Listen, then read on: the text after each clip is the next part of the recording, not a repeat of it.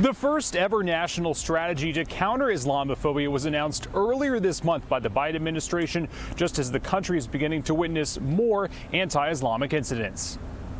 As a result of the Hamas terrorist attack in Israel and the humanitarian crisis in Gaza, we have seen an uptick in anti-Palestinian, anti-Arab, anti-Semitic, and Islamophobic incidents across America. The White House is taking action with a new strategy to counter Islamophobia after the country began seeing an increase in anti-Islamic incidents just weeks after the Israel and Hamas war broke out. It's actually been beyond crisis and into appalling at this point. We're getting ready to release new data shortly, and that will show an increase of over 1,000 incidents of people are requesting help or reporting bias to us in the last 4 weeks. Corey Saylor is the Research and Advocacy Director at the Council on American Islamic Relations. He says they've been seeing a flood of requests for help since the war began, and it's 5 times the amount that was reported in the same time last year. These have been everything from, for instance, the murder of a 6-year-old boy in Chicago.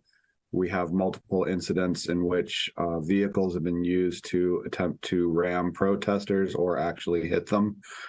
We have multiple incidents in which people have been threatened with murder. In Congress, Montana Representative Ryan Zinke introduced a bill that would expel Palestinians from the U.S.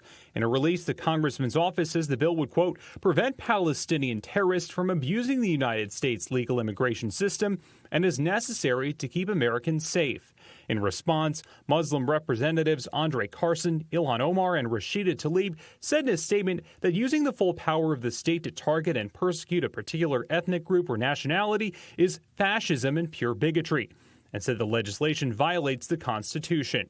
Corey says the bill is an example of a class of people being targeted for no reason other than their place of birth. It's really time for us as a country to get beyond that and live up to our own values. You know, the notion of expelling people because they were born in a certain place, I think should disqualify you from public office, to be honest. Contrasting to Representative Zinke's legislation, Senator Dick Durbin was joined by more than 100 lawmakers in urging President Biden to take action to ensure Palestinians aren't forced to leave the U.S. In Washington, I'm Stetson Miller.